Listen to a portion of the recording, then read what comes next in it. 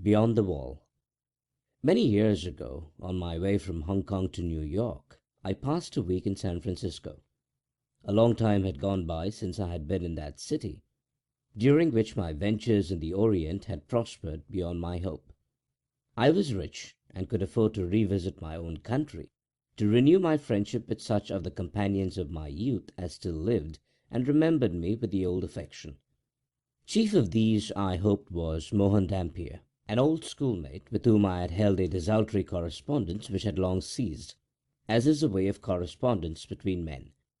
You may have observed that the indisposition to write a merely social letter is in the ratio of the square of the distance between you and your correspondent. It is a law. I remember Dampier as a handsome, strong young fellow of scholarly tastes, with an aversion to work and a marked indifference to many of the things that the world cares for, including wealth, of which, however, he had inherited enough to put him beyond the reach of want. In his family, one of the oldest and most aristocratic in the country, it was, I think, a matter of pride that no member of it had ever been in trade nor politics, nor suffered any kind of distinction. Mohan was a trifle sentimental, and had in him a singular element of superstition, which led him to the study of all manner of occult subjects, although his sane mental health safeguarded him against fantastic and perilous fates. He made daring incursions into the realm of the unreal without renouncing his residence in the partly surveyed and charted region of what we are pleased to call certitude. The night of my visit to him was stormy. The Californian winter was on, and the incessant rain splashed in the deserted streets, or, lifted by irregular gusts of wind, was hurled against the houses with incredible fury. With no small difficulty my cabman found the right place, away out toward the ocean beach in a sparsely populated suburb. The dwelling, a rather ugly one apparently, stood in the centre of its grounds, which, as nearly as I could make out in the gloom, were destitute of either flowers or grass. 3 or 4 trees, writhing and moaning in the torment of the tempest, appeared to be trying to escape from their dismal environment and take the chance of finding a better one out at sea. The house was a 2-story brick structure with a tower, a story higher, at one corner. In the window of that was the only visible light. Something in the appearance of the place made me shudder, a performance that may have been assisted by a rill of rainwater down my back as I scuttled to cover in the doorway. In answer to my note apprising him of my wish to call, Dampier had written, "Don't ring. Open the door and come up." I did so. The staircase was dimly lighted by a single gas jet at the top of the second flight. I managed to reach the landing without disaster and entered by an open door into the lighted square room of the tower. Dampier came forward in gown and slippers to receive me, giving me the greeting that I wished, and if I had held a thought that it might more fitly have accorded me at the front door, the first look at him dispelled any sense of his inhospitality. He was not the same. Hardly past middle age, he had gone grey and had acquired a pronounced stoop. His figure was thin and angular, his face deeply lined, his complexion dead white, without a touch of colour. His eyes, unnaturally large, glowed with a fire that was almost uncanny. He seated me, proffered a cigar, and with grave and obvious sincerity assured me of the pleasure that it gave him to meet me. Some unimportant conversation followed, but all the while I was dominated by a melancholy sense of the great change in him. This he must have perceived, for he suddenly said with a bright enough smile, "You are disappointed in me. Non sum qualis eram." I hardly knew what to reply, but managed to say, "Why, really, I don't know. Your Latin is about the same." He brightened again. "Oh," he said, "being a dead language, it grows in appropriateness.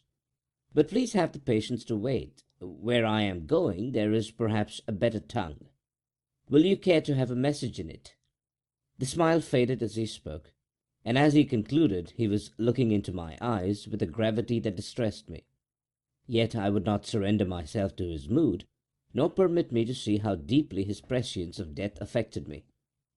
"I fancy that it will be long," I said, "before human speech will cease to serve our need, and then the need, with its possibilities of service, will have passed."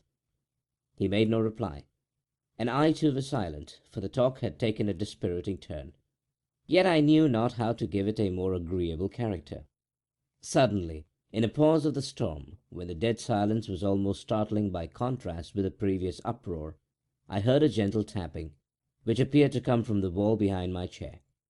The sound was such as might have been made by a human hand, not as upon a door by one asking admittance, but rather, I thought, as an agreed signal, an assurance of someone's presence in an adjoining room. Most of us, I fancy, have had more experience of such communications than we should care to relate. I glanced at Dampier. If possibly there was something of amusement in the look, he did not observe it.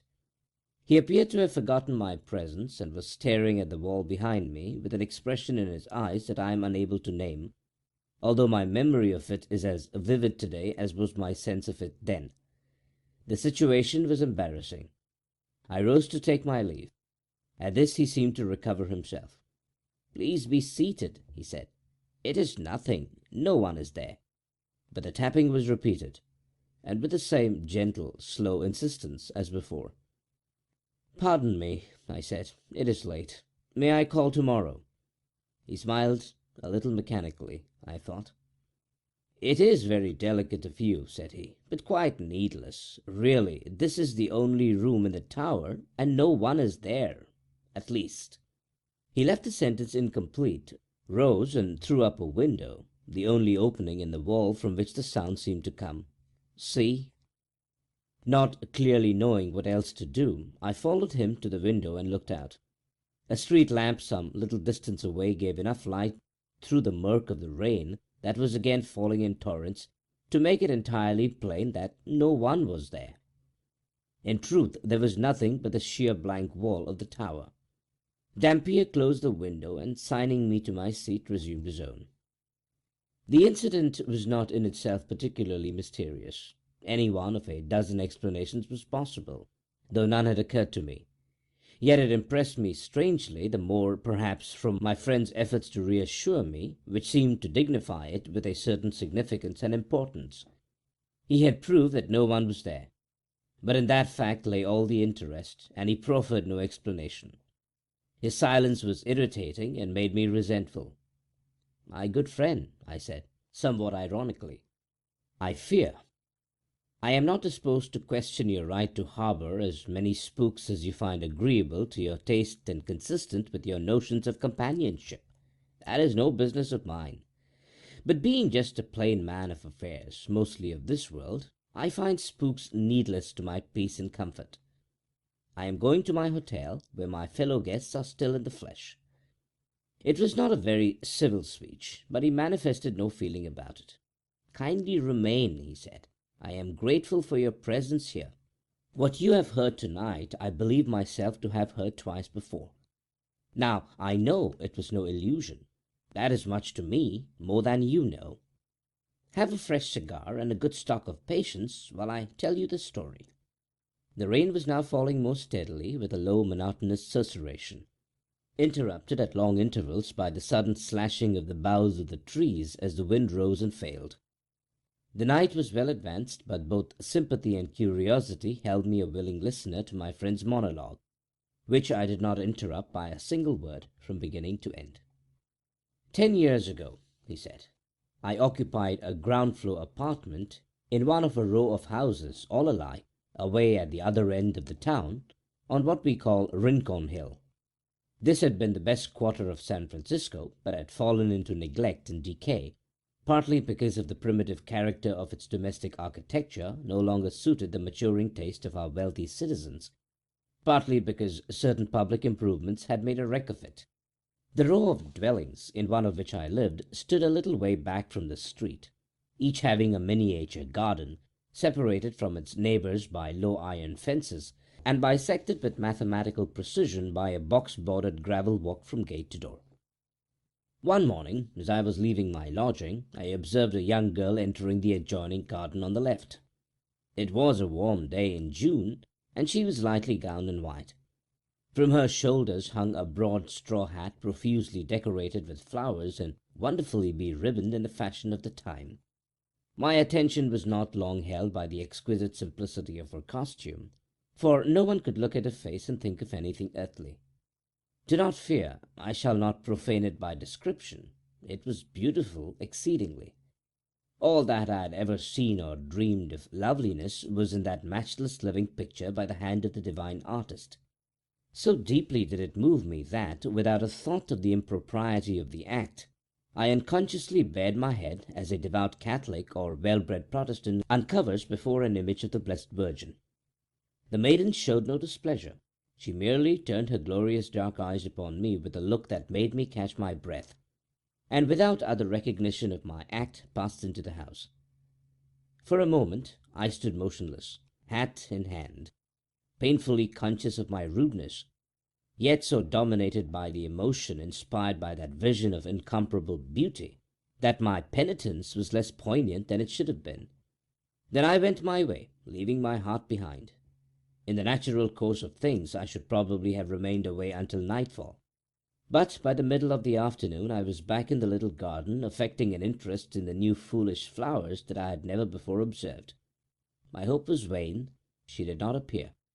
To a night of unrest succeeded a day of expectation and disappointment. But on the day after, as I wandered aimlessly about the neighborhood, I met her. Of course I did not repeat my folly of uncovering, nor venture by even so much as too long a look to manifest an interest in her. Yet my heart was beating audibly. I trembled and consciously coloured as she turned her big black eyes upon me with a look of obvious recognition, entirely devoid of boldness or coquetry. I will not weary you with particulars. Many times afterward I met the maiden, yet never either addressed her or sought to fix her attention. Nor did I take any action toward making her acquaintance. Perhaps my forbearance, requiring so supreme an effort of self-denial, will not be entirely clear to you. That I was head over heels in love is true, but who can overcome his habit of thought or reconstruct his character? I was what some foolish persons are pleased to call, and others more foolish are pleased to be called, an aristocrat. And despite her beauty, her charms and graces, the girl was not of my class. I had learned her name, which it is needless to speak, and something of her family. She was an orphan, a dependent niece of the impossible elderly fat woman in whose lodging-house she lived. My income was small, and I lacked the talent for marrying. It is perhaps a gift. An alliance with that family would condemn me to its manner of life, part me from my books and studies, and in a social sense reduce me to the ranks. It is easy to deprecate such considerations as these, as I have not retained myself for the defence. Let judgment be entered against me, but in strict justice all my ancestors for generations should be made co-defendants, and I be permitted to plead in mitigation of punishment the imperious mandate of heredity. To a mésalliance of that kind every globule of my ancestral blood spoke in opposition. In brief, my tastes, habits, instinct, with whatever of reason my love had left me, all fought against it. Moreover, I was an irreclaimable sentimentalist, and found a subtle charm in an impersonal and spiritual relation with which acquaintance might vulgarize and marriage would certainly dispel. No woman, I argued, is what this lovely creature seems. Love is a delicious dream. Why should I bring about my own awakening? The course dictated by all this sense and sentiment was obvious. Honour, pride, prudence, preservation of my ideals, all commanded me to go away. But for that I was too weak. The utmost that I could do by a mighty effort of will was to cease meeting the girl. And that I did. I even avoided the chance encounters of the garden, leaving my lodging only when I knew that she had gone to her music lessons and returning after nightfall. Yet all the while I was as one in a trance, indulging the most fascinating fancies, and ordering my entire intellectual life in accordance with the dream. Ah, my friend, as one whose actions have a traceable relation to reason, you cannot know the fool's paradise in which I lived. One evening the devil put it into my head to be an unspeakable idiot. By apparent careless and purposeless questioning I learned from my gossipy landlady that the young woman's bedroom adjoined my own, a party wall between. Yielding to a sudden and coarse impulse, I gently rapped on the wall. There was no response, naturally, but I was in no mood to accept a rebuke. A madness was upon me. and I repeated the folly, the offence, but again ineffectually, and I had the decency to desist. An hour later, while absorbed in some of my infernal studies, I heard, or thought I heard, my signal answered. Flinging down my books, I sprang to the wall, and as steadily as my beating heart would permit, gave 3 slow taps upon it. This time the response was distinct, unmistakable. 1, 2, 3. An exact repetition of my signal. That was all I could elicit, but it was enough.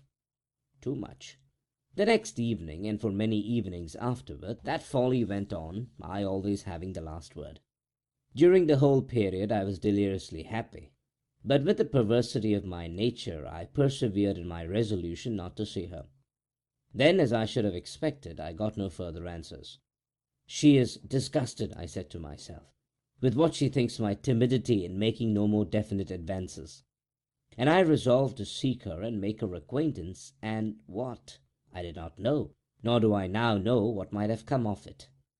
I know only that I passed days and days trying to meet her, and all in vain.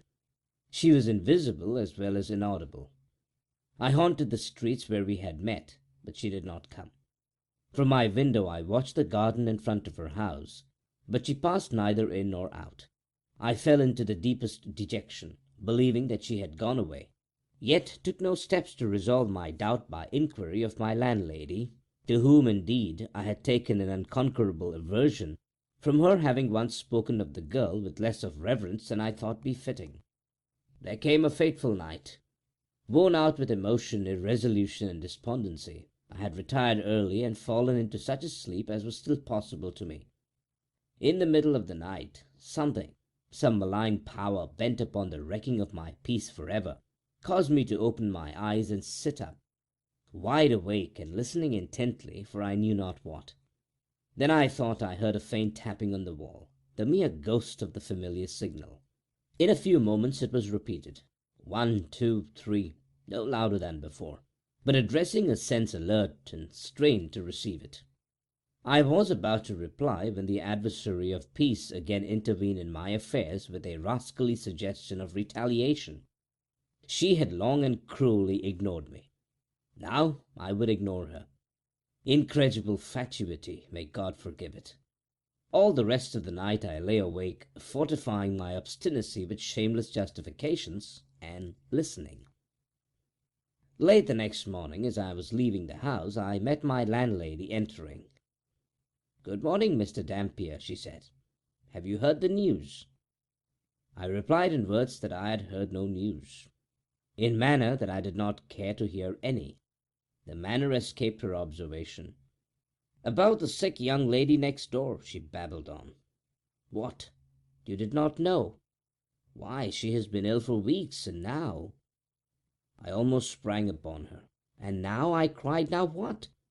"She is dead." That is not the whole story.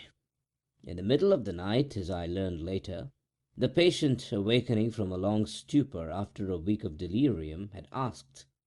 It was her last utterance that her bed be moved to the opposite side of the room. Those in attendance had thought the request a vagary of her delirium, but had complied.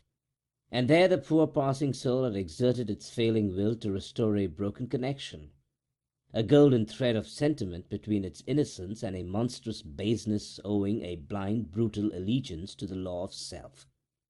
What reparations could I make? Are there masses that can be said for the repose of souls that are abroad such nights as this? Spirits blown about by the viewless winds, coming in the storm and darkness with signs and portents, hints of memory and presages of doom. This is the third visitation. On the first occasion I was too sceptical to do more than verify by natural methods the character of the incident. On the second I responded to the signal after it had been several times repeated, but without result. Tonight's recurrence completes the fatal triad expounded by Peripelius Necromantius. There is no more to tell.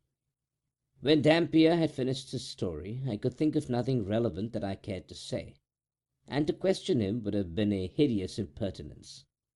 I rose and bade him good night in a way to convey to him a sense of my sympathy, which he silently acknowledged by a pressure of the hand. That night, Alone with his sorrow and remorse, he passed into the unknown. The Magic Shop by H.G. Wells. I had seen the magic shop from afar several times. I had passed it once or twice, a shop window of alluring little objects, magic balls, magic hens, wonderful cones, ventriloquist dolls, the material of the basket trick, packs of cards that looked all right, and all that sort of thing, but never had I thought of going in until one day, almost without warning, Gip hauled me by my fingers right up to the window, and so conducted himself that there was nothing for it but to take him in. I had not thought the place was there, to tell the truth. A modest-sized frontage in Regent Street, between the picture shop and the place where the chicks run about just out of patent incubators, but there it was sure enough. I had fancied it was down nearer the circus, or round the corner in Oxford Street, or even in Holborn. Always over the way and a little inaccessible it had been, with something of the mirage in its position. But here it was now quite indisputably, and the fat end of Gip's pointing finger made a noise upon the glass.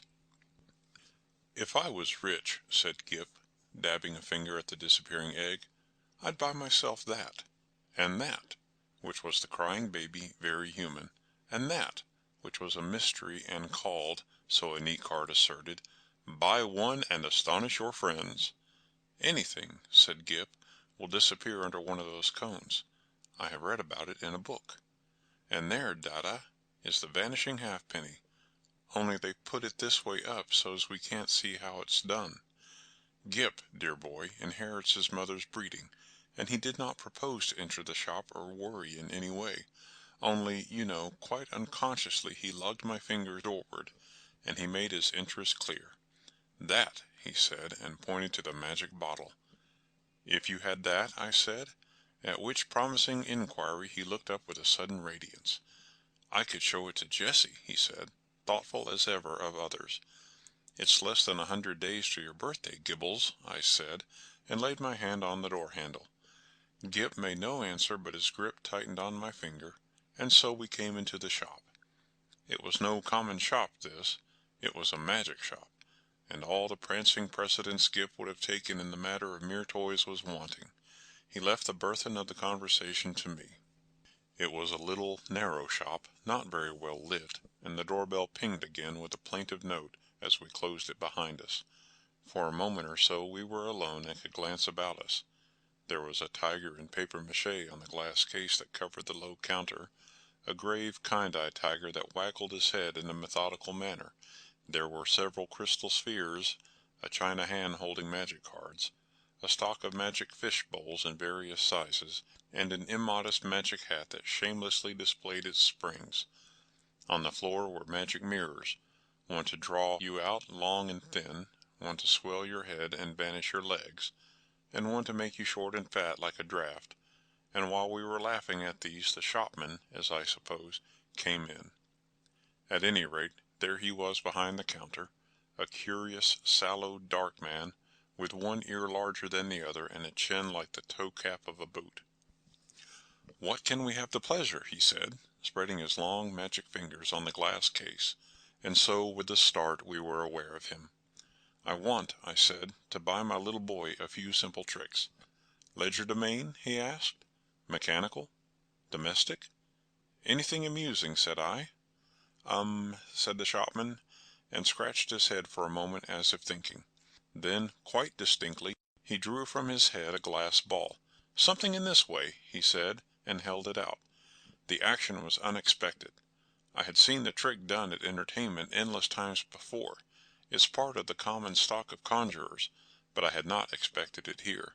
"That's good," I said with a laugh. "Isn't it?" said the shopman.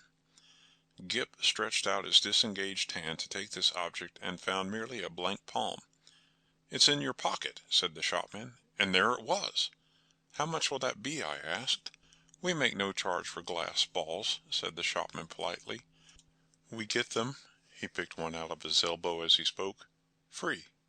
He produced another from the back of his neck and laid it beside its predecessor on the counter. Gip regarded his glass ball sagely, then directed a look of inquiry at the two on the counter, and finally brought his round-eyed scrutiny to the shopman, who smiled. "You may have those too," said the shopman, "and if you don't mind, one from my mouth, so." Gip counseled me mutely for a moment, and then in a profound silence put away the 4 balls, resumed my reassuring finger, and nerved himself for the next event. "We get all our smaller tricks in that way," the shopman remarked. I laughed in the manner of one who subscribes to a jest. "Instead of going to the wholesale shop," I said. "Of course it's cheaper." "In a way," the shopman said, "though we pay in the end, but not so heavily as people suppose. Our larger tricks and our daily provisions and all the other things we want, we get out of that hat. And you know, sir, if you'll excuse my saying it, there isn't a wholesale shop, not for genuine magic goods, sir. I don't know if you noticed our inscription, the Genuine Magic Shop." He drew a business card from his cheek and handed it to me. "Genuine," he said, with his finger on the word, and added, "There is absolutely no deception, sir." He seemed to be carrying out the joke pretty thoroughly, I thought. He turned to Gip with a smile of remarkable affability. You know, are the right sort of boy." I was surprised at his knowing that, because in the interests of discipline we keep it rather a secret even at home, but Gip received it in unflinching silence, keeping a steadfast eye on him. It's only the right sort of boy gets through that doorway. And as if by way of illustration, there came a rattling at the door, and a squeaking little voice could be faintly heard. "Nyar, I want to go in there, Dada. I want to go in there. Nyah." And then the accents of a downtrodden parent, urging consolations and propitiations. "It's locked, Edward," he said. "But it isn't," said I. "It is, sir," said the shopman, "always, for that sort of child." And as he spoke we had a glimpse of the other youngster, a little, white face, pallid from sweet eating and over-sapid food, and distorted by evil passions, a ruthless little egotist, pawing at the enchanted pane. "It's no good, sir," said the shopman, as I moved, with my natural helpfulness, doorward, and presently the spoilt child was carried off howling. "How do you manage that?" I said, breathing a little more freely. "Magic," said the shopman, with a careless wave of the hand, and behold, sparks of colored fire flew out of his fingers and vanished into the shadows of the shop. "You were saying," he said, addressing himself to Gip, "before you came in, that you would like one of our Buy One and Astonish Your Friends boxes." Gip, after a gallant effort, said, "Yes." "It's in your pocket." And leaning over the counter, he really had an extraordinarily long body, this amazing person produced the article in the customary conjurer's manner. "Paper," he said, and took a sheet out of the empty hat with the springs. "String," and behold his mouth was a string box, from which he drew an unending thread, which when he had tied his parcel he bit off, and it seemed to me, swallowed the ball of string. And then he lit a candle at the nose of one of the ventriloquist's dummies, stuck one of his fingers, which had become sealing wax red, into the flame, and so sealed the parcel. "Then there was the disappearing egg," he remarked, and produced one from within my coat breast, and packed it, and also the crying baby very human. I handed each parcel to Gip as it was ready, and he clasped them to his chest. He said very little, but his eyes were eloquent. The clutch of his arms was eloquent. He was the playground of unspeakable emotions. These, you know, were real magics. Then, with a start, I discovered something moving about in my hat, something soft and jumpy. I whipped it off, and a ruffled pigeon, no doubt a confederate, dropped out and ran on the counter, and went, I fancy, into a cardboard box behind the papier-mâché tiger. "Tut, tut," said the shopman, dexterously relieving me of my headdress. "Careless bird, and, as I live, nesting." He shook my hat, and shook out into his extended hand 2 or 3 eggs, a large marble, a watch, about half a dozen of the inevitable glass balls, and then crumpled, crinkled paper, more and more and more, talking all the time of the way in which people neglect to brush their hats inside as well as out, politely, of course, but with a certain personal application.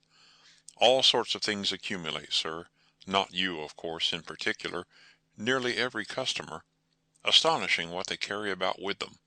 Their crumpled paper rose and billowed on the counter more and more and more, until he was nearly hidden from us, until he was altogether hidden, and still his voice went on and on.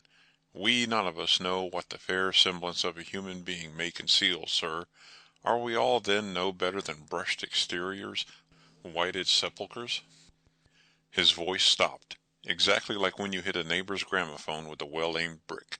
The same instant silence, and the rustle of the paper stopped, and everything was still. "Have you done with my hat?" I said, after an interval. There was no answer. I stared at Gip, and Gip stared at me, and there were our distortions in the magic mirrors, looking very rum and grave and quiet. "I think we'll go now," I said. "Will you tell me how much all this comes to?" "I say," I said on a rather louder note, "I want the bill and my hat, please." It might have been a sniff from behind the paper pile. "Let's look behind the counter, Gip," I said. "He's making fun of us." I led Gip round the head-wagging tiger, and what do you think there was behind the counter? No one at all. Only my hat on the floor, and a common conjurer's lop-eared white rabbit lost in meditation, and looking as stupid and crumpled as only a conjurer's rabbit can do. I resumed my hat, and the rabbit lolloped a lollop or so out of my way. "Data?" said Gip in a guilty whisper. "What is it, Gip?" said I. "I do like this shop, Data." So should I said to myself, if the counter wouldn't suddenly extend itself to shut one off from the door. But I didn't call Gip's attention to that. "Pussy," he said, with a hand out to the rabbit as it came lolloping past us. "Pussy, do Gip a magic." And his eyes followed it as it squeezed through a door I had certainly not remarked a moment before. Then this door opened wider, and the man with one ear larger than the other appeared again. He was smiling still, but his eyes met mine with something between amusement and defiance. "You'd like to see our showroom, sir," he said, with an innocent suavity. Gip tugged my finger forward. I glanced at the counter and met the shopman's eyes again. I was beginning to think the magic just a little too genuine. "We haven't very much time," I said, but somehow we were inside the showroom before I could finish that. "All goods of the same quality," said the shopman, rubbing his flexible hands together, "and that is the best nothing in the place that isn't genuine magic and warranted thoroughly rum. Excuse me, sir." I felt him pull at something that clung to my coat sleeve, and then I saw he held a little wriggling red demon by the tail. The little creature bit and fought and tried to get at his hand, and in a moment he tossed it carelessly behind the counter. No doubt the thing was only an image of twisted india rubber, but for the moment, and his gesture was exactly that of a man who handles some petty, biting bit of vermin. I glanced at Gip, but Gip was looking at a magic rocking horse. I was glad he hadn't seen the thing. "I say," I said in an undertone and indicating Gip and the red demon with my eyes, "you haven't many things like that about, have you?" "None of ours. Probably brought it with you," said the shopman, also in an undertone, and with a more dazzling smile than ever. "Astonishing what people will carry about with them unawares." And then to Gip, "Do you see anything you fancy here?" There were many things that Gip fancied there. He turned to this astonishing tradesman with mingled confidence and respect. "Is that a magic sword?" he said. "A magic toy sword. It neither bends, breaks, nor cuts the fingers. It renders the bearer invincible in battle against anyone under 18. Half a crown to 7 and 6 pence, according to size. These panoplies on cards are for juvenile knights errant and very useful. Shield of safety, sandals of swiftness, helmet of invisibility." "Oh, Daddy!" gasped Gip. I tried to find out what they cost, but the shopman did not heed me. He had got Gip now. He had got him away from my finger. He had embarked upon the exposition of all his confounded stock, and nothing was going to stop him. Presently I saw, with a qualm of distrust and something very like jealousy, that Gip had hold of this person's finger as usually he has hold of mine.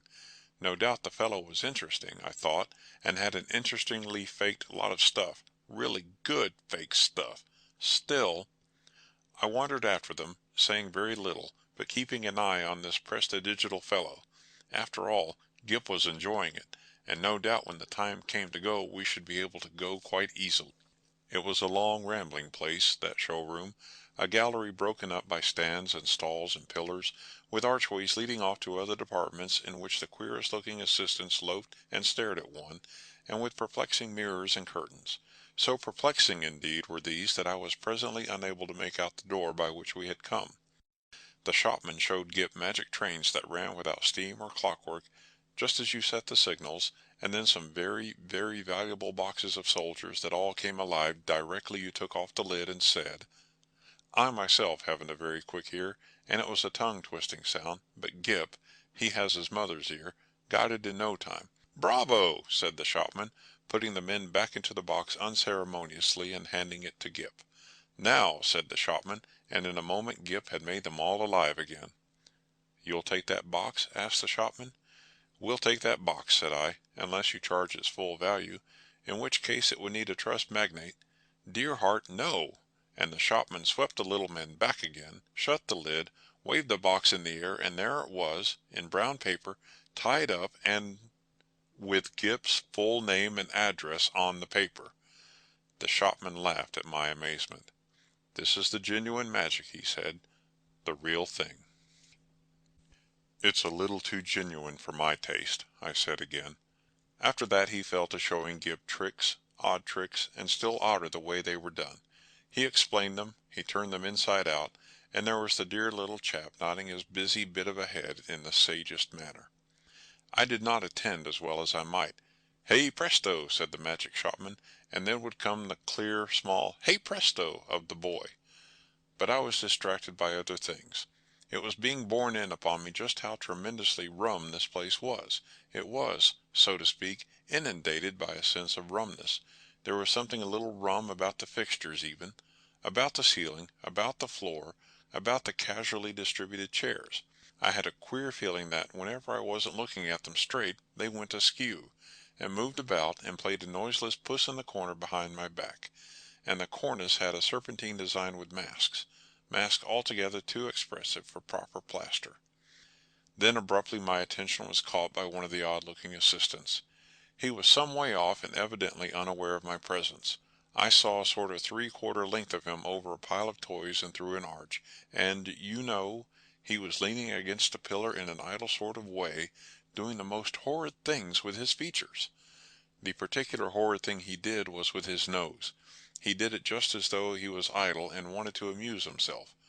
First of all it was a short blobby nose, and then suddenly he shot it out like a telescope, and then out it flew and became thinner and thinner until it was like a long, red, flexible whip. Like a thing in a nightmare it was. He flourished it about and flung it forth as a fly fisher flings his line. My instant thought was that Gip mustn't see him. I turned about, and there was Gip quite preoccupied with the shopman, and thinking no evil. They were whispering together and looking at me. Gip was standing on a little stool, and the shopman was holding a sort of big drum in his hand. "Hide and seek, Dada!" cried Gip. "You're he!" And before I could do anything to prevent it, the shopman had clapped the big drum over him. I saw what was up directly. "Take that off!" I cried. "This instant! You'll frighten the boy. Take it off!" The shopman with the unequal ears did so without a word, and held the big cylinder towards me to show its emptiness. And the little stool was vacant. In that instant my boy had utterly disappeared. You know, perhaps, that sinister something that comes like a hand out of the unseen and grips your heart about. You know it takes your common self away and leaves you tense and deliberate, neither slow nor hasty, neither angry nor afraid. So it was with me. I came up to this grinning shopman and kicked his stool aside. "Stop this folly," I said. "Where is my boy?" "You see," he said, still displaying the drum's interior, "there is no deception." I put out my hand to grip him, and he eluded me by a dexterous movement. I snatched again, and he turned from me and pushed open a door to escape. "Stop!" I said, and he laughed, receding. I leaped after him into utter darkness. Thud! "Lord bless my heart! I didn't see you coming, sir." I was in Regent Street, and I had collided with a decent-looking working man, and a yard away perhaps, and looking a little perplexed with himself, was Gip. There was some sort of apology, and then Gip had turned and come to me with a bright little smile, as though for a moment he had missed me, and he was carrying 4 parcels in his arm. He secured immediate possession of my finger. For the second I was rather at a loss. I stared round to see the door of the magic shop, and behold, it was not there. There was no door, no shop, nothing, only the common pilaster between the shop where they sell pictures and the window with the chicks. I did the only thing possible in that mental tumult. I walked straight to the curbstone and held up my umbrella for a cab. "Ansoms," said Gip in a note of culminating exultation. I helped him in, recalled my address with an effort, and got in also. Something unusual proclaimed itself in my tailcoat pocket, and I felt and discovered a glass ball. With a petulant expression I flung it into the street. Gip said nothing. For a space neither of us spoke. "Dada," said Gip at last, "that was a proper shop." I came round with that to the problem of just how the whole thing had seemed to him. He looked completely undamaged. So far, good. He was neither scared nor unhinged. He was simply tremendously satisfied with the afternoon's entertainment, and there in his arms were the 4 parcels. Confound it, what could be in them? I said, "little boys can't go to shops like that every day." He received this with his usual stoicism, and for a moment I was sorry I was his father and not his mother, and so couldn't suddenly there, coram publico, in our hansom, kiss him. After all, I thought, the thing wasn't so very bad. But it was only when we opened the parcels that I really began to be reassured. 3 of them contained boxes of soldiers, quite ordinary lead soldiers, but of so good a quality as to make Gip altogether forget that originally these parcels had been magic tricks of the only genuine sort, and the 4th contained a kitten, a little living white kitten, in excellent health and appetite and temper. I saw this unpacking with a sort of provisional relief. I hung about in the nursery for quite an unconscionable time. That happened 6 months ago, and now I am beginning to believe it is all right. The kitten had only the magic natural to all kittens, and the soldiers seem as steady a company as any colonel could desire. And Gip? The intelligent parent will understand that I have to go cautiously with Gip. But I went so far as this one day. I said, "How would you like your soldiers to come alive, Gip, and march about by themselves?" "Mine do," said Gip. "I just have to say a word, I know, before I open the lid." "Then they march about alone?" "Oh, quite, Dada. I shouldn't like them if they didn't do that." I displayed no unbecoming surprise, and since then I have taken occasion to drop in upon him once or twice unannounced, when the soldiers were about, but so far I have never discovered them performing in anything like a magical manner. It's so difficult to tell. There's also a question of finance. I have an incurable habit of paying bills. I have been up and down Regent Street several times, looking for that shop. I am inclined to think, indeed, that in that matter honor is satisfied, and that, since Gip's name and address are known to them, I may very well leave it to these people, whoever they may be, to send in their bill in their own time. The Vacant Lot by Mary E. Wilkins Freeman. When it became generally known in Townsend Center that the Townsends were going to move to the city, there was great excitement and dismay. For the Townsends to move was about equivalent to the town's moving. The Townsend ancestors had founded the village 100 years ago. The first Townsend had kept a wayside hostelry for man and beast, known as the Sign of the Leopard. The signboard, on which the leopard was painted a bright blue, was still extant, and prominently so, being nailed over the present Townsend's front door. This Townsend, by name of David, kept the village store. There had been no tavern since the railroad was built through Townsend Center in his father's day.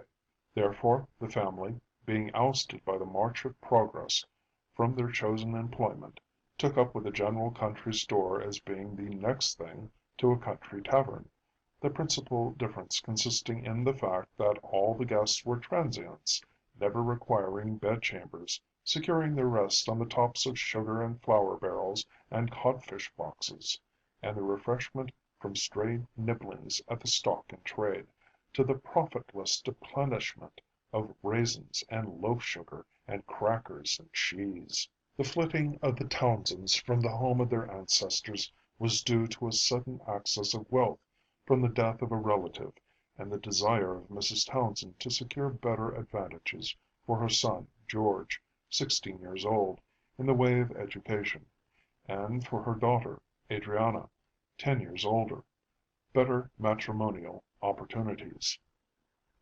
However, this last inducement for leaving Townsend Centre was not openly stated, only ingeniously surmised by the neighbors. "Sarah Townsend don't think there's anybody in Townsend Centre fit for her Adriana to marry, and so she's going to take her to Boston to see if she can't pick up somebody there," they said. Then they wondered what Abel Lyons would do. He had been a humble suitor for Adriana for years, but her mother had not approved, and Adriana, who was dutiful, had repulsed him delicately and rather sadly. He was the only lover whom she had ever had, and she felt sorry and grateful. She was a plain, awkward girl, and had a patient recognition of the fact. But her mother was ambitious, more so than her father, who was rather pugnaciously satisfied with what he had, and not easily disposed to change. However, he yielded to his wife and consented to sell out his business and purchase a house in Boston and move there. David Townsend was curiously unlike the line of ancestors from whom he had come. He had either retrograded or advanced, as one might look at it. His moral character was certainly better, but he had not the fiery spirit and eager grasp at advantage which had distinguished them. Indeed, the old Townsends, though prominent and respected as men of property and influence, had reputations not above suspicions. There was more than one dark whisper regarding them, handed down from mother to son in the village, and especially was this true of the first Townsend, he who built the tavern bearing the sign of the Blue Leopard. His portrait, a hideous effort of contemporary art, hung in the garret of David Townsend's home. There was many a tale of wild roistering, if no worse, in that old roadhouse, and high stakes, and quarrelling, in cups, and blows, and money gotten in evil fashion, and the matter hushed up with a high hand for inquirers by the imperious Townsends, who terrorized everybody. David Townsend terrorized nobody. He had gotten his little competence from his store by honest methods, the exchanging of sterling goods and true weights for country produce and country shillings. He was sober and reliable, with intense self-respect and a decided talent for the management of money. It was principally for this reason that he took great delight in his sudden wealth by legacy. He had thereby greater opportunities for the exercise of his native shrewdness in a bargain. This he evinced in his purchase of a house in Boston. One day in spring the old Townsend house was shut up. The Blue Leopard was taken carefully down from his lair over the front door. The family chattels were loaded on the train and the Townsends departed. It was a sad and eventful day for Townsend Centre. A man from Bar had rented the store. David had decided at the last not to sell, and the old familiars congregated in melancholy fashion and talked over the situation. An enormous pride over their departed townsman became evident.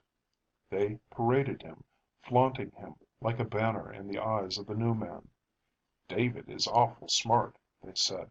"There won't nobody get the better of him in the city if he has lived in Townsend Centre all his life. He's got his eyes open. Know what he paid for his house in Boston? Well, sir, that house cost $25,000, and David he bought it for $5. Yes, sir, he did." "Must have been some out about it," remarked the new man, scowling over his counter. He was beginning to feel his disparaging situation. "Not an ounce, sir. David he made sure on't. Catch him getting bit everything was in apple pie order, hot and cold water and all, and in one of the best locations of the city, real high up street. David he said the rent in that street was never under $1,000. Yes, sir. David, he got a bargain. $5,000 for a $25,000 house. Some out about it, growled the new man over the corner. However, as his fellow townsmen and allies stated, there seemed to be no doubt about the desirableness of the city house which David Townsend had purchased, and the fact that he had secured it for an absurdly low price.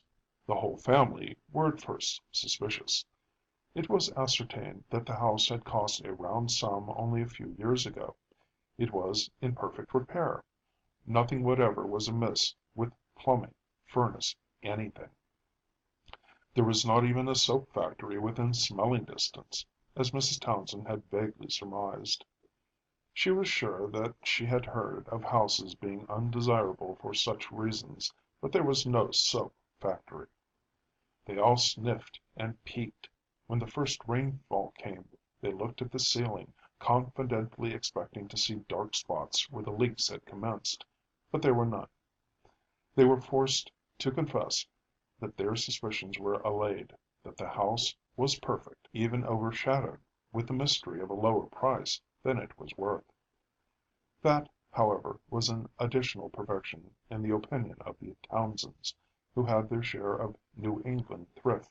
They had lived just 1 month in their new house, and were happy, although at times somewhat lonely from missing the society of Townsend Centre, when the trouble began. The Townsends, although they lived in a fine house in a genteel, almost fashionable part of the city, were true to their antecedents, and kept, as they had been accustomed, only one maid. She was the daughter of a farmer on the outskirts of their native village, was middle-aged, and had lived with them for the last 10 years.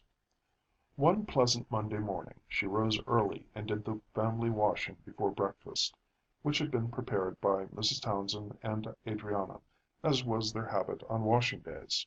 The family were seated at the breakfast table in their basement dining room, and this maid, whose name was Cordelia, was hanging out the clothes in the vacant lot.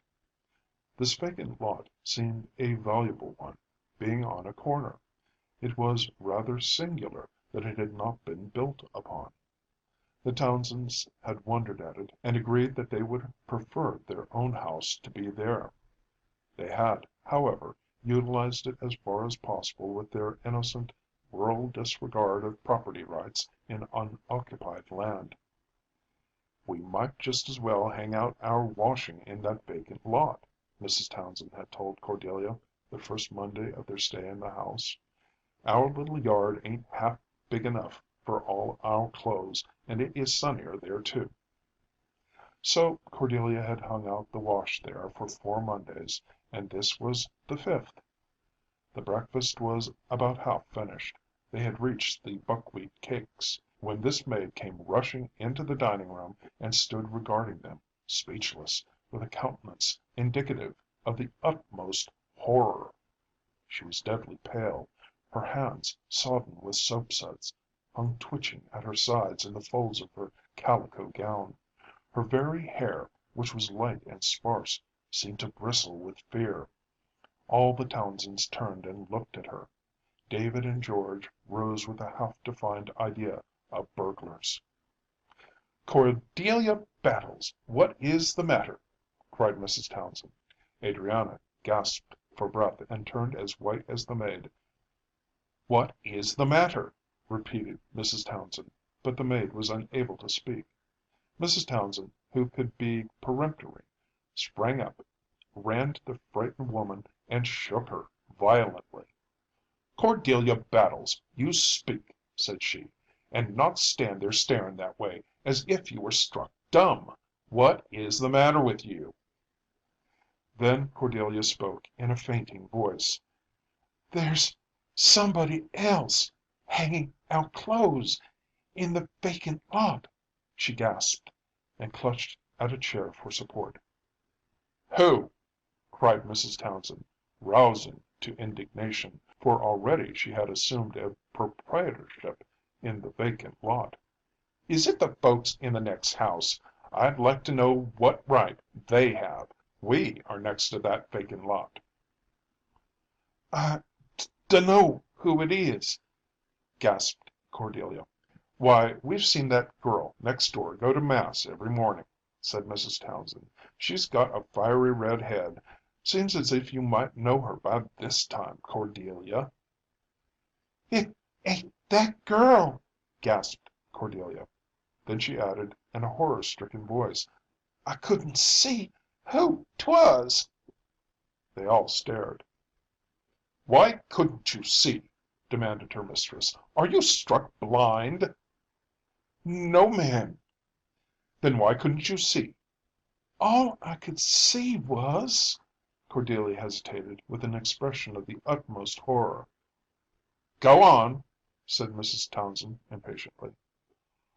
"All I could see was the shadow of somebody, very slim, hanging out the clothes, and—" "What?" "I could see the shadows of the things flapping on their line." "You couldn't see the clothes?" "Only the shadow on the ground." "What kind of clothes were they?" "Queer," replied Cordelia, with a shudder. "If I didn't know you so well, I should think you had been drinking," said Mrs. Townsend. "Now, Cordelia Battles, I'm going out in that vacant lot and see myself what you're talking about." "I can't go," gasped the woman. With that, Mrs. Townsend and all the others, except Adriana, who remained to tremble with the maid, sallied forth into the vacant lot. They had to go out the area gate into the street to reach it.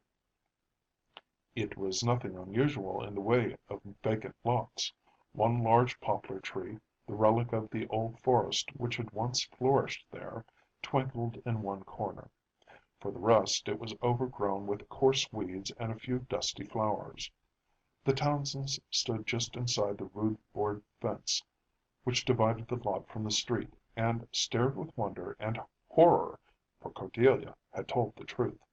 They all saw what she had described, the shadow of an exceedingly slim woman moving along the ground with upstretched arms, the shadows of strange, nondescript garments flapping from a shadowy line, but when they looked up for the substance of the shadows, nothing was to be seen except the clear, blue October air. "My goodness!" gasped Mrs. Townsend. Her face assumed a strange gathering of wrath in the midst of her terror.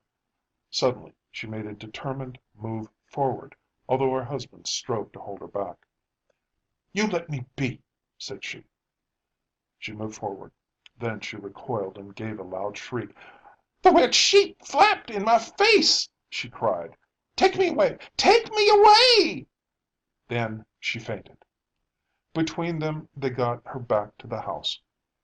"It was awful," she moaned when she came to herself, with the family all around her where she lay on the dining room floor. "Oh, David, what do you suppose it is?" "Nothing at all," replied David Townsend stoutly. He was remarkable for courage and staunch belief in actualities. He was now denying to himself that he had seen anything unusual. "Oh, there was," moaned his wife. "I saw something," said George, in a sullen, boyish bass. The maid sobbed convulsively, and so did Adriana for sympathy. "We won't talk any about it," said David. "Here, Jane, you drink this hot tea. It will do you good. And Cordelia, you hang out the clothes in our own yard. George, you go and put up the line for her." "The line is out there," said George, with a jerk of his shoulder. "Are you afraid?" "No, I ain't," replied the boy resentfully, and went out with a pale face. After that, Cordelia hung the Townsend wash in the yard of their own house, standing always with her back to the vacant lot. As for David Townsend, he spent a good deal of his time in the lot watching the shadows, but he came to no explanation, although he strove to satisfy himself with many. "I guess the shadows come from the smoke from our chimneys, or else the poplar tree," he said. "Why did the shadows come on Monday mornings and no other?" demanded his wife. David was silent. Very soon new mysteries arose. One day Cordelia rang the dinner bell at their usual dinner hour, the same as in Townsend Center, high noon, and the family assembled. With amazement, Adriana looked at the dishes on the table. "Why, that's queer," she said. "What's queer?" asked her mother. Cordelia stopped short as she was about setting a tumbler of water beside a plate, and the water slopped over. "Why," said Adriana, her face paling, "I thought there was boiled dinner. I smelled cabbage cooking." "I knew there would something else come up," gasped Cordelia, leaning hard on the back of Adriana's chair. "What do you mean?" asked Mrs. Townsend sharply, but her own face began to assume the shocked pallor which it was so easy nowadays for all their faces to assume at the merest suggestion of anything out of the common. "I smelt cabbage cooking all the morning up in my room," Adriana said faintly, "and here's codfish and potatoes for dinner." The Townsends all looked at one another. David rose with an exclamation and rushed out of the room. The others waited tremblingly. When he came back, his face was lowering. "What did you?" Mrs. Townsend asked hesitatingly. "There's some smell of cabbage out there," he admitted reluctantly. Then he looked at her with a challenge. "It comes from the next house," he said. "Blows over our house." "Our house is higher." "I don't care. You can never account for such things." "Cordelia," said Mrs. Townsend, "you go over to the next house and you ask if they've got cabbage for dinner." Cordelia switched out of the room, her mouth set hard. She came back promptly. "Says they never have cabbage," she announced with gloomy triumph and a conclusive glance at Mr. Townsend. Their girl was real sassy. "Oh, father, let's move away. Let's sell the house," cried Adriana in a panic-stricken tone. "If you think I'm going to sell a house that I got as cheap as this one because we smell cabbage in a vacant lot, you're mistaken," replied David firmly. "It isn't the cabbage alone," said Mrs. Townsend. "And a few shadows," added David. "I am tired of such nonsense. I thought you had more sense, Jane." "One of the boys at school asked me if we lived in the house next to the vacant lot on Wells Street, and whistled when I said yes," remarked George. "Let him whistle," said Mr. Townsend. After a few hours the family, stimulated by Mr. Townsend's calm common sense, agreed that it was exceedingly foolish to be disturbed by a mysterious odor of cabbage. They even laughed at themselves. "I suppose we have got so nervous over those shadows hanging out clothes that we notice every little thing," conceded Mrs. Townsend. "You will find out some day that that is no more to be regarded than the cabbage," said her husband. "You can't account for that wet sheet hitting my face," said Mrs. Townsend doubtfully. "You imagined it." "I felt it." That afternoon things went on as usual in the household until nearly 4 o'clock. Adriana went downtown to do some shopping. Mrs. Townsend sat sewing beside the bay window in her room, which was a front one in the third story. George had not got home. Mr. Townsend was writing a letter in the library. Cordelia was busy in the basement.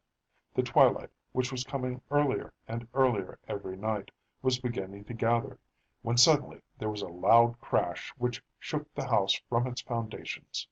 Even the dishes on the sideboard rattled, and the glasses rang like bells.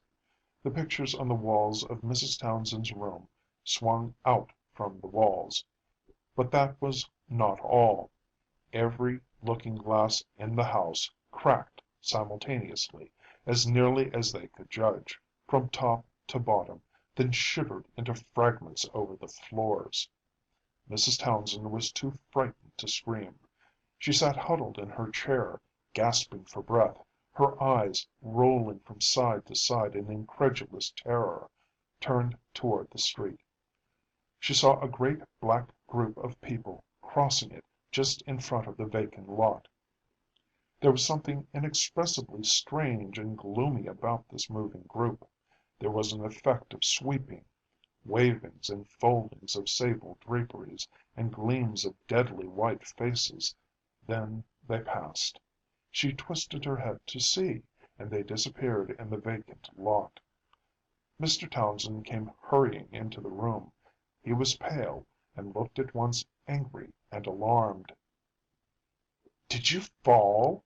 he asked inconsequently, as if his wife, who was small, could have produced such a manifestation by a fall. "Oh, David, what is it?" whispered Mrs. Townsend. "Darned if I know," said David.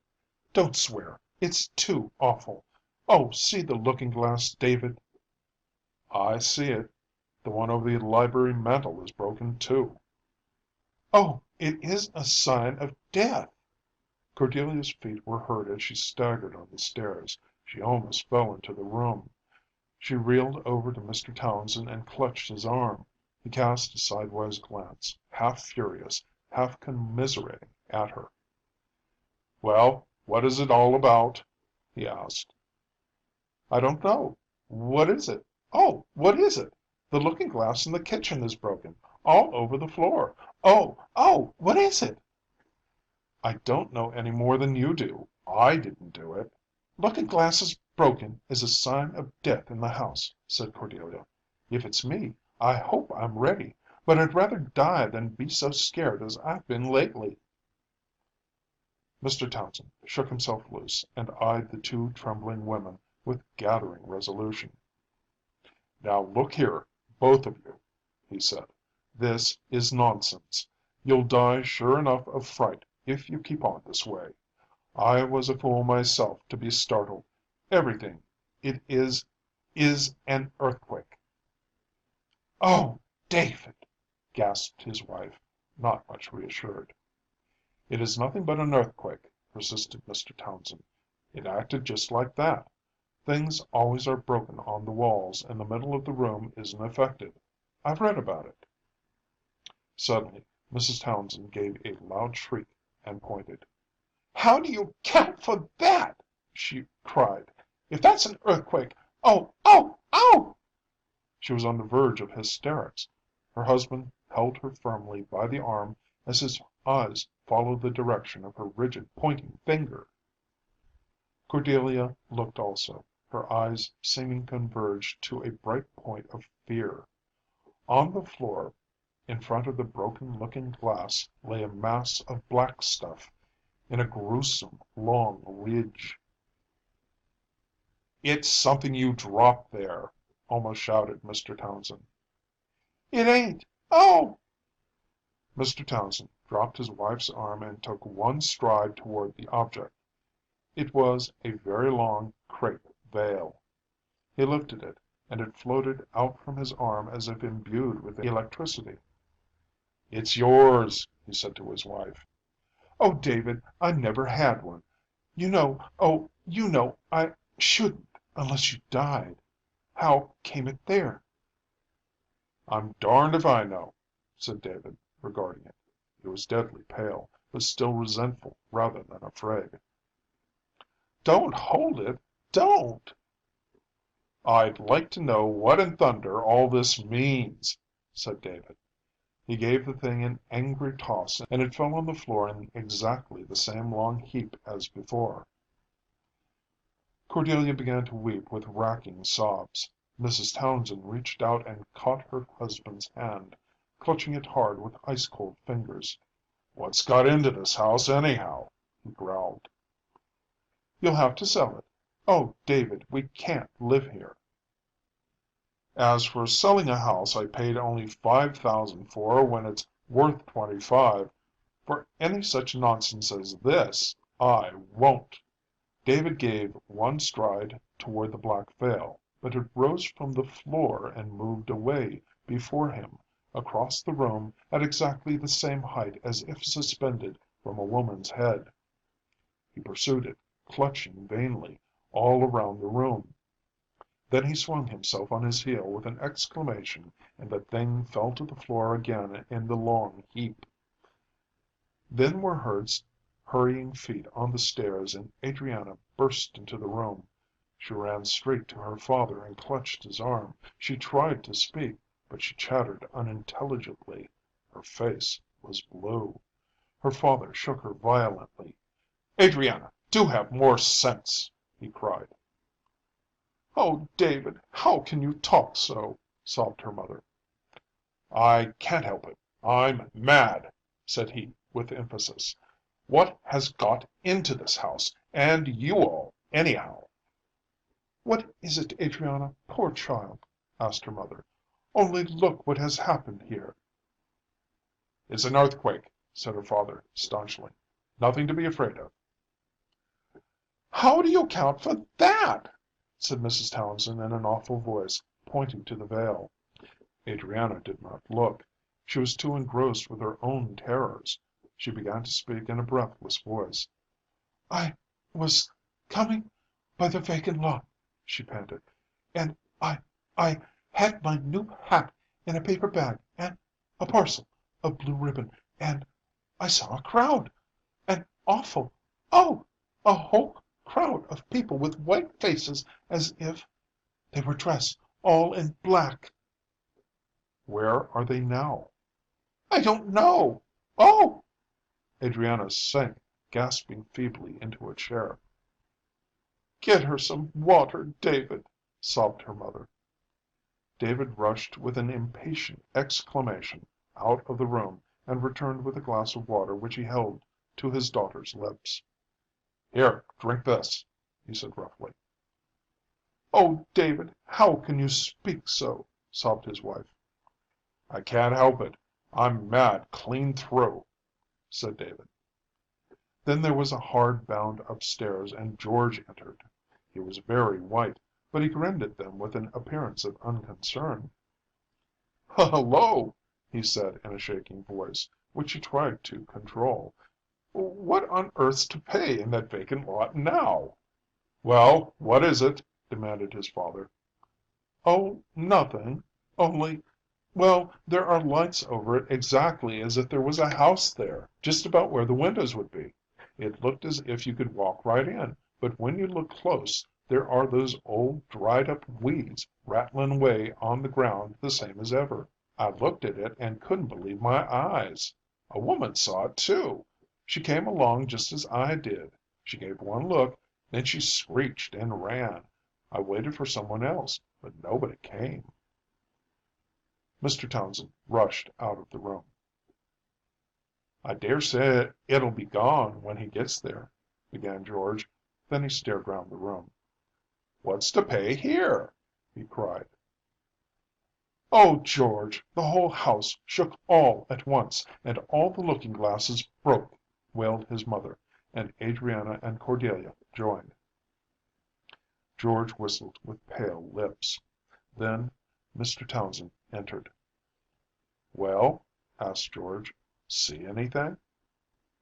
"I don't want to talk," said his father. "I've stood just about enough." "We've got to sell out and go back to Townsend Centre," cried his wife in a wild voice. "Oh, David, say you'll go back." "I won't go back for any such nonsense as this and sell a $25,000 house for $5,000, said he firmly. But that very night his resolution was shaken. The whole family watched together in the dining room. They were all afraid to go to bed, that is, all except possibly Mr. Townsend. Mrs. Townsend declared firmly that she for one would leave that awful house and go back to Townsend Centre, whether he came or not, unless they all stayed together and watched, and Mr. Townsend yielded. They chose the dining room for the reason that it was nearer the street, should they wish to make their egress hurriedly, and they took up their station around the dining table on which Cordelia had placed a luncheon. "It looks exactly as if we were watching with a corpse," she said, in a horror-stricken whisper. "Hold your tongue if you can't talk sense," said Mr. Townsend. The dining room was very large, finished in oak, with a dark blue paper above the wainscoting. The old sign of the tavern, the Blue Leopard, hung over the mantelshelf. Mr. Townsend had insisted on hanging it there. He had a curious pride in it. The family sat together until after midnight and nothing unusual happened. Mrs. Townsend began to nod. Mr. Townsend read the paper ostentatiously. Adriana and Cordelia stared with roving eyes about the room, then at each other as if comparing notes on terror. George had a book which he studied furtively. All at once Adriana gave a startled exclamation and Cordelia echoed her. George whistled faintly. Mrs. Townsend awoke with a start and Mr. Townsend's paper rattled to the floor. "Look!" gasped Adriana. The sign of the Blue Leopard over the shelf glowed as if a lantern hung over it. The radiance was thrown from above. It grew brighter and brighter as they watched. The Blue Leopard seemed to crouch and spring with life.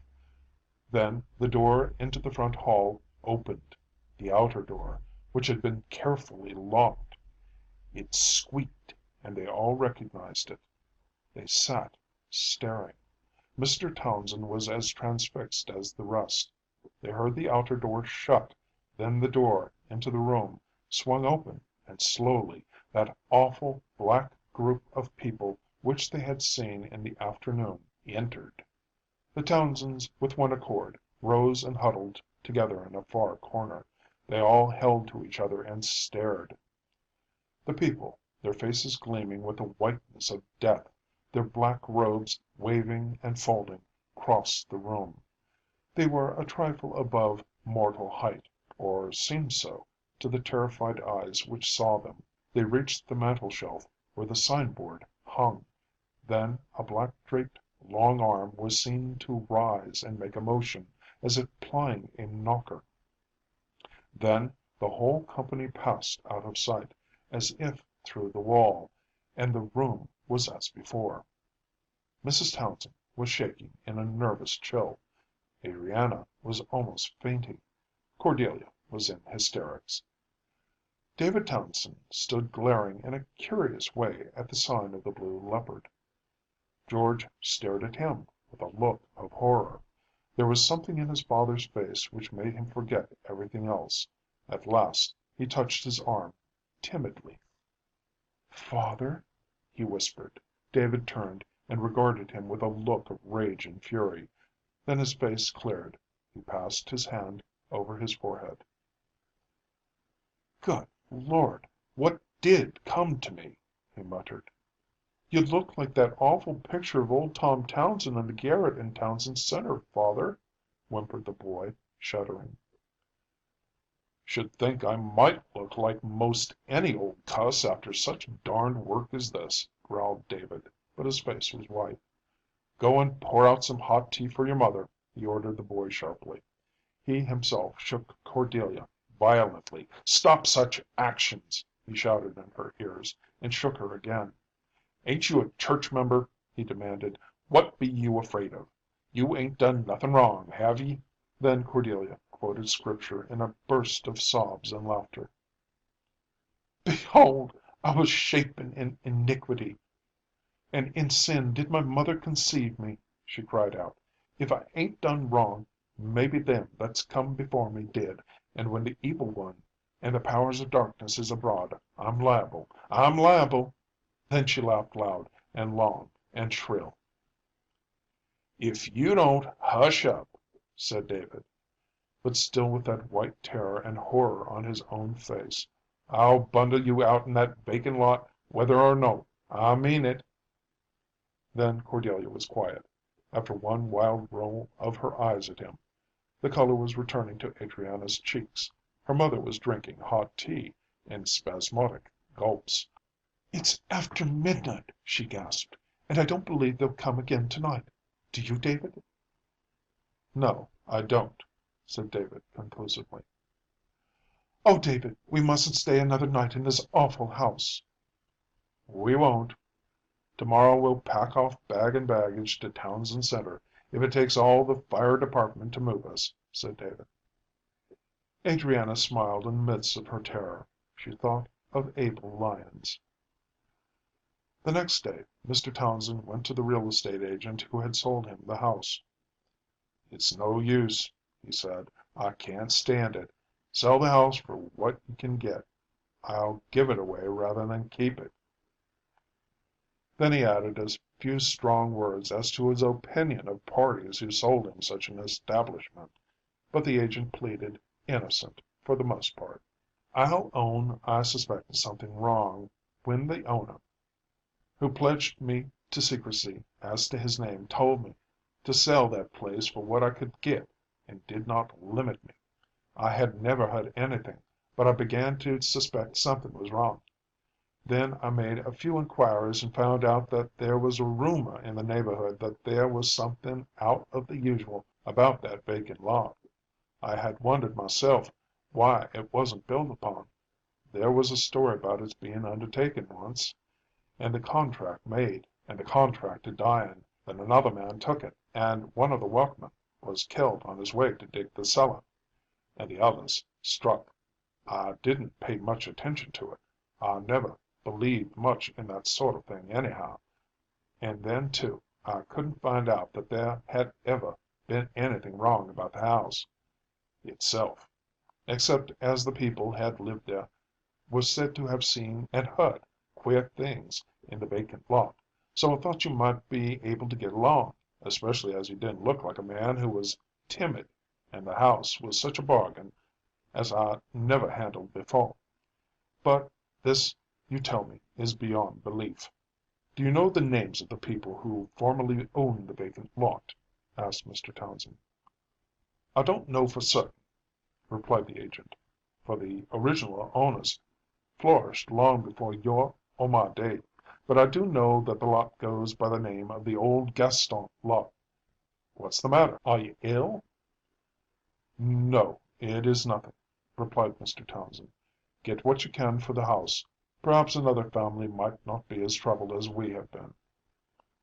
"I hope you are not going to leave the city," said the agent urbanely.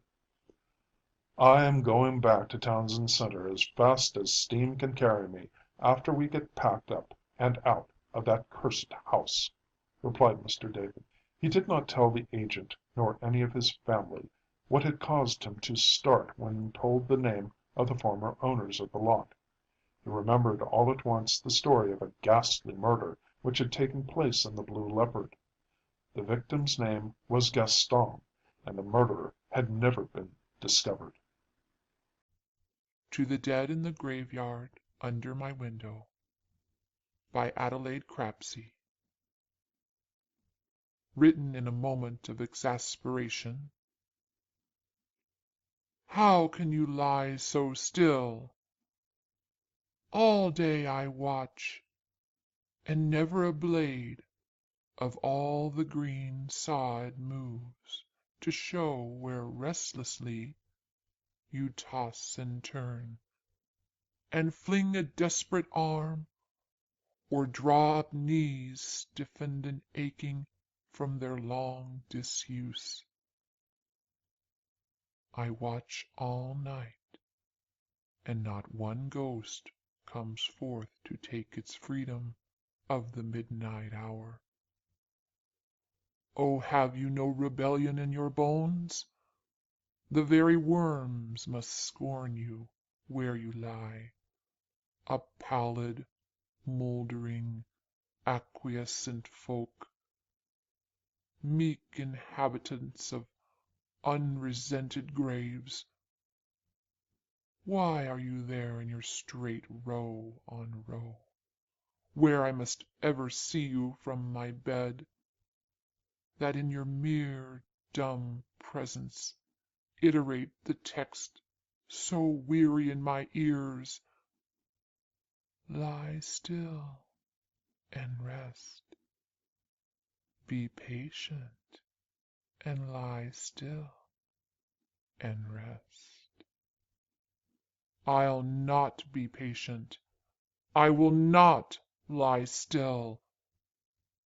There is a brown road runs between the pines, and further on the purple woodlands lie, and still beyond, blue mountains lift and loom.